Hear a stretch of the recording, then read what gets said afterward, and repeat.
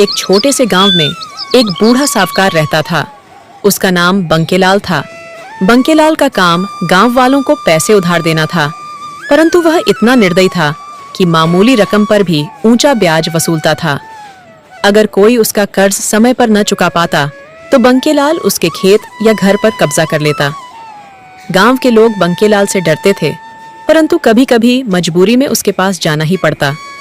एक दिन गांव का एक गरीब किसान रामलाल बंकेलाल के साहूकार जी, मुझे थोड़े पैसे चाहिए थे।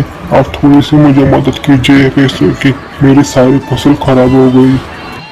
ठीक है, पर मैं तुम्हारी जमीन अपने पास गिरवी रखूंगा, और अगर तुम नहीं दे पाए तो मैं तुम्हारी जमीन अपने कब्जे में कर लूंगा। ठीक है?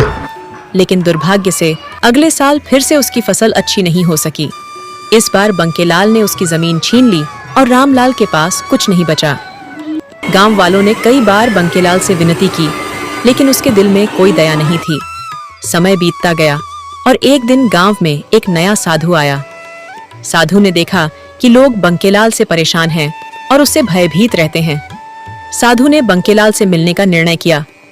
जब साधु बंकेलाल के घर पहुंचा तो उसने बंकेलाल से कहा, इस दुनिया में जो वैसा कर्म करता है उसको वैसा ही फल मिलता है। तुम्हारे साथ वैसा ही होगा जो जैसा तुम लोगों के साथ कर दिया है। बंकेलाल ने साधु की बातों को अनसुना कर दिया। साधु जा यहाँ से हट। साधु ने जाते जाते कहा, बंकेलाल, आज तो तुम अपनी ताकत और पैसे के बल पर सब कुछ कर सकते हो, परंतु एक दिन ऐसा आएगा जब तुम्हारी ताकत और धन दोनों तुम्हारा साथ छोड़ देंगे। कुछ ही दिनों बाद बंकेलाल बीमार पड़ गया।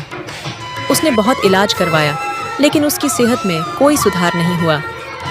धीरे धीरे उसका धन भी समाप्त होने लगा। एक दिन उसी गांव के लोग, जिनसे उसने कर्ज के नाम पर संपत्ति छीनी थी, उसकी मदद के लिए आगे आए। उन्होंने उसे भोजन और पानी दिया और उसकी सेवा की। तब बंकेलाल को एहसास हुआ कि उसने अपनी जिंदगी में सिर्फ अपना भला सोचा और दूसरों का शोषण किया। उसने गांव वालों से माफी मांगी। मुझे माफ कर दो आप सब। आज के बाद मैं कभी किसी का बुरा नहीं करूंगा और किसी की जमीन नहीं लूंगा। आज के बाद सबकी मदद करूंगा। मैं तुम्हें वचन देता हूँ। और गांव में सबकी मदद करने लगा। धीरे धीरे उसकी हालत में भी सुधार हुआ और गांव में उसे एक नया जीवन मिल गया।